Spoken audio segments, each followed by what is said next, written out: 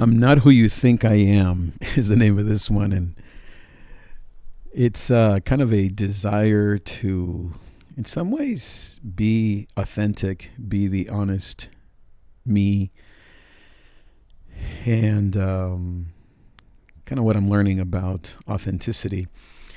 So, my life isn't perfect. My body isn't perfect. My wife isn't perfect. My kids are not perfect. My life isn't perfect.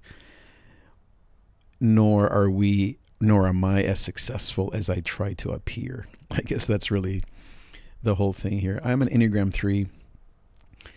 And if you know about the Enneagram, it's a personality type. The three is a personality type that wants to look good and appear as successful to others. So our deadly sin is vanity, deceit, and it's something that I use as a way to manage the world and cope and childhood lessons and all that. So I've always been successful. That has never been a lie or an issue. Since I was in school as a first grader, I was the best at this, the best at that in high school, all kinds of awards. But then I began to experience a lot of losses that were outside of my control, starting in college with paperwork stuff. And then I had an appendectomy when I was about 18 that almost killed me. And we were so poor that we went to the UCLA Harbor a public hospital. And I think I had students work on my body for that week. Then I broke or tore my ACL playing basketball at my church at the time where I was working. And so thankfully I got workman's comp and had major surgery and recovery and all that.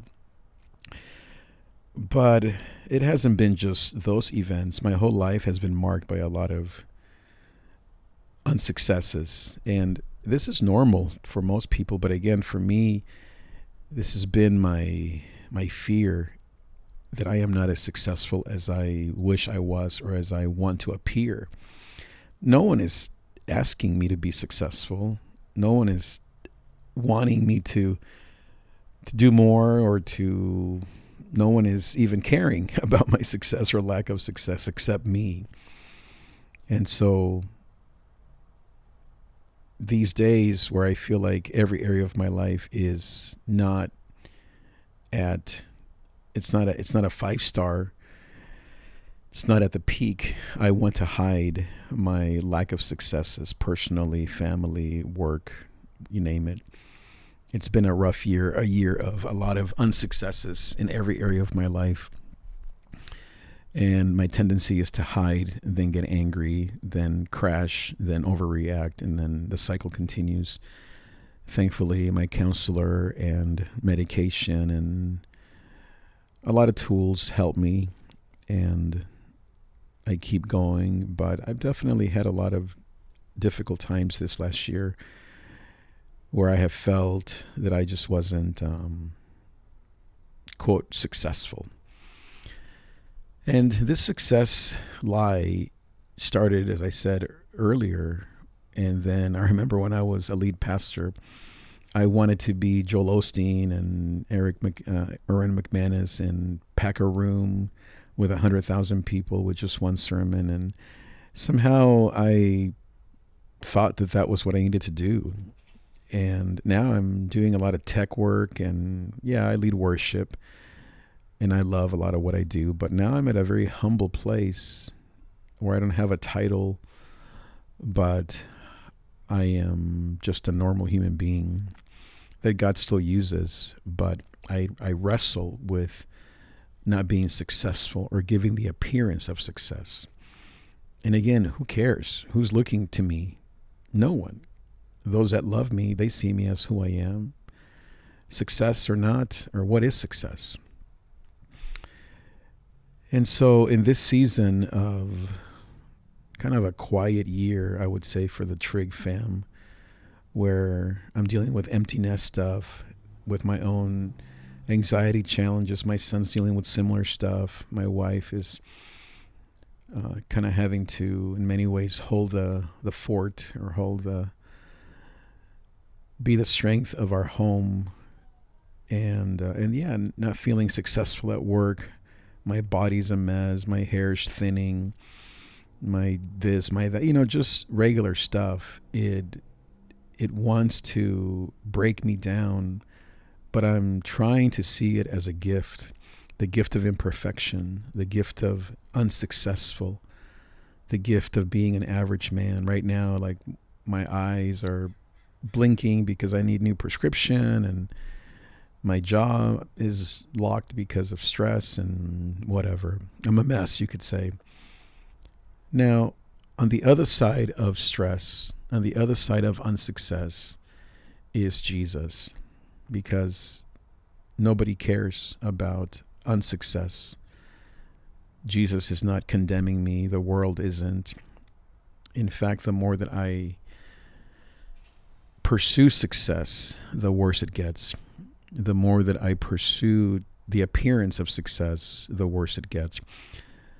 And I don't know how to be honest, how to say, I'm just an average human being, as if anybody cares. Who's going to condemn me? Everybody knows who I am. And as I said, nobody's looking at me at the way that I see myself. Everyone just sees me as David Trigueros. There he is. Good, bad, and ugly. So this construct, this mask that I like to wear, is falling apart. Am I thankful? No, because it's scary to fall apart into average, into another bozo on the bus, just another John on a journey. As my friend John Waters, shout out to John. And the beauty is that I have to move away from all this to just being together with people. And that's the other area where I struggle, is because if I'm not successful, I feel like I have nothing to bring to the table. I hide from my friends because I think, well, I'm such a mess. I'm not as handsome or as young or as whatever as I used to be. So why would they want to be with me? I feel all kinds of insecurities about that. God keeps inviting me to fall apart, to down we go, as my friend K-Bar used to say. The idol of success has been heavy in my heart. And I love my sister, because my sister says, David, but you've never been perfect. Your life has never been perfect. And I think, wait, but it has been. But she's like, but since you were born, you've dealt with all kinds of stuff. You had to leave home when you were 11 because of a war to live with grandma and away from your parents for the rest of your life. How successful can you be? Well, I made myself into a this, and I made a name of myself. Like all these hero stories. Yeah, maybe, but I took it too far to think that I couldn't be real with people about my struggles, my family struggles, my own issues, mistakes that I've made, and work situations that I've had to deal with, getting fired from multiple jobs for stupid stuff that I would say, or just my anxiety or whatever. And then, yeah, of course, a lot of wins, blah, blah, blah. But I guess I'm realizing that it's okay to get on a mic like this and say, I'm not who you think you are. And guess what? Nobody cares, and nobody judges me. And those that know me already know and love me regardless. Next week I'm doing VBS, and I'm going to be teaching 5 and 10-year-olds, and nothing in me wants to do it. I'm just not fun like that. I'm not energetic, and I feel old and fat and all these things. But I'm doing it because I feel like that's where I'm supposed to be, with those kids, and to bring my guitar and to sing with them, and to just simply enjoy being with these kids. My old me, my flesh wants to be Carlos Santana and wants to be John Mayer, and I'm Dave Matthews. The reality is that I'm needed to go and teach 5 to 10-year-olds for VBS next week. And so maybe God just continues to drag me into humility and non-success in the eyes of man, or in the eyes of myself, or in the eyes of my flesh, but into success, I guess, even that word, I'm not sure if I want to use it, but let's say into success in the eyes of children and the seniors and musicians. And maybe a better word is impact. Maybe a better word is love. Maybe a better word is humility and service. Perhaps success is my angel that I'm wrestling with, that keeps injuring me until I learn the lesson, until I change my name from success-starved artist to humble servant, humble king. And I'm not going down easy. I'm telling you, the flesh wants to fight tooth and nail to hang on to the last drop of look at me. But it seems like God is winning, and I am willing to just be me and to let God win so that I can be at peace. Thank you so much for listening. I'll see you next time. Adios.